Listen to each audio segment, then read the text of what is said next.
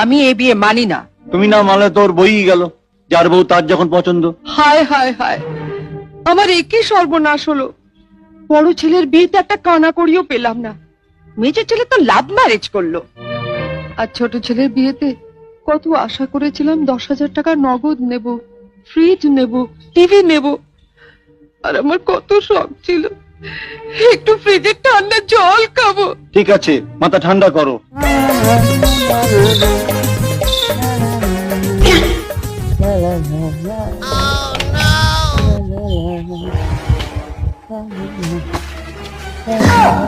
বদমাইশ ছেলে, এই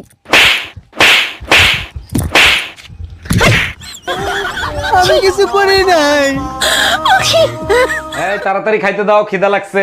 রান্না হয় নাই, হোটেলে অর্ডার করো। মানে কি? কেন রান্না হয় নাই? আমি পড়ে গেছিলাম, অনেক লাগছিল। বলো কি? কোথায় পড়ে গেছো আর কোথায় লাগছিল? বালিশের উপর পড়ে গেছি, ঘুম লাগছিল, ঘুমায় গেছি।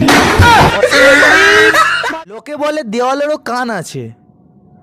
এখন কথা হচ্ছে মুখ তো নেই, তাহলে শুনেও করবেটা কি?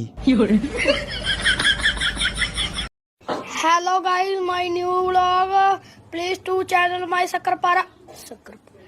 Sakrapara. Sacrifice.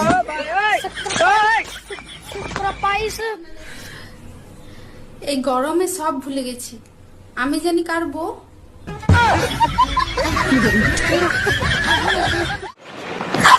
আরে একটু দেখে চলতে পারেন না? একটু ভালো করে তো বলতে পারেন। একটু দেখে চলতে পারেন না? দুষ্টু। ডাক্তার দিদিমণি আসবো? হ্যাঁ এসো। দিদিমণি আমার না খুব চুলকানি হয়েছে। কোথায় কই দেখি? থাক থাক, দেখাতে হবে না। না ডাক্তারের কাছে আবার লজ্জা কিসের, একটু দেখুন।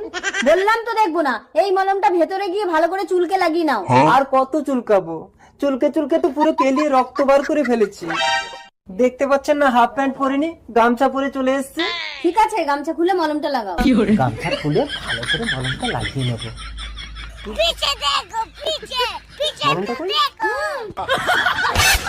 ডাক্তার দিদিমণি, আরে তোমার গামছা কই? গামছা? দিদিমণি ওখানে তো একটা মহিলা। আরে তুমি পেশেন্ট রুমে গেছো কেন? তুমি তো যাবে বাথরুমে।